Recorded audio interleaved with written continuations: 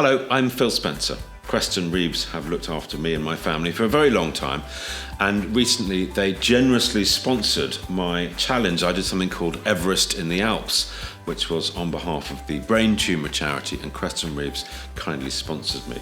In return, they asked me to share with you some things that you could do to help boost the value of your home. So here it is, I'm going to give it a go.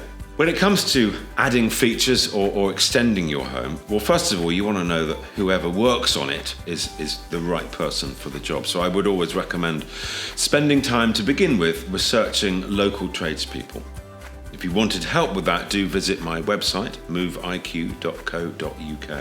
Lots of helpful tips and advice on there.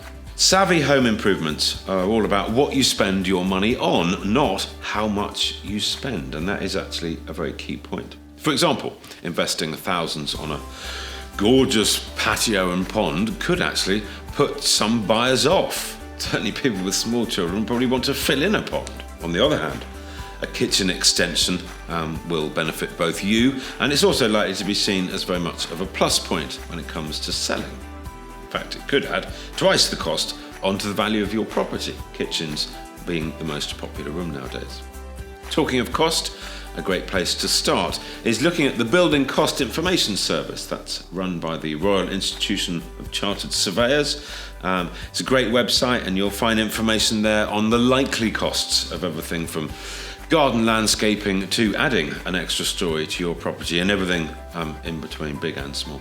Of course, few of us have unlimited funds. So where should you put your budget to get the most bang for your buck? One of the least expensive ways to give your home a bit more space is actually to create an office pod or a kid's cabin in the garden. There's lots of examples out there on the market at the moment. It's not about adding value, but it is about adding space.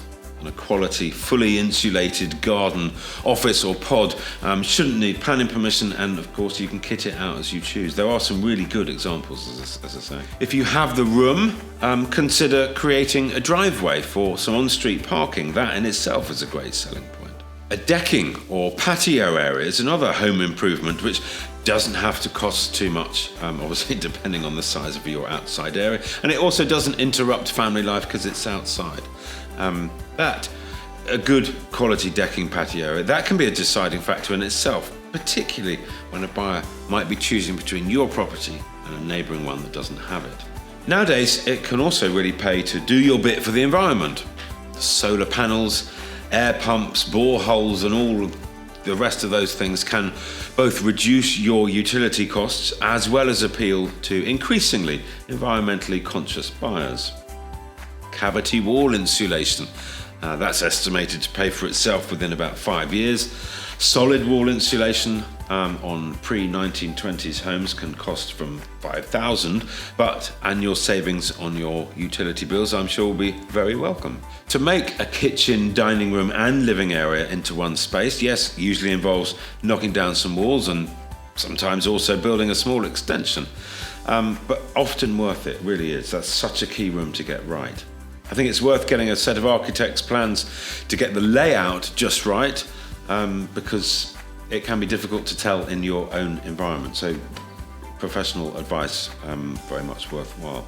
Now let's have a think about sort of grander, bigger, full home extensions, the best of which are going to add both light and warmth and kind of usability. You're trying to improve the usable space. If you're interested in creating some really serious space and either digging down to create a basement or to the side return or going up and doing a loft conversion, then yes, you are likely to look at a much larger investment. Whether you're going to go up, out or down, all of these options allow you to create anything from extra bedrooms to extended living areas, and the potential to hugely increase the value of your property. The rule of thumb that I work to personally is every pound that you put in, you want to get two back.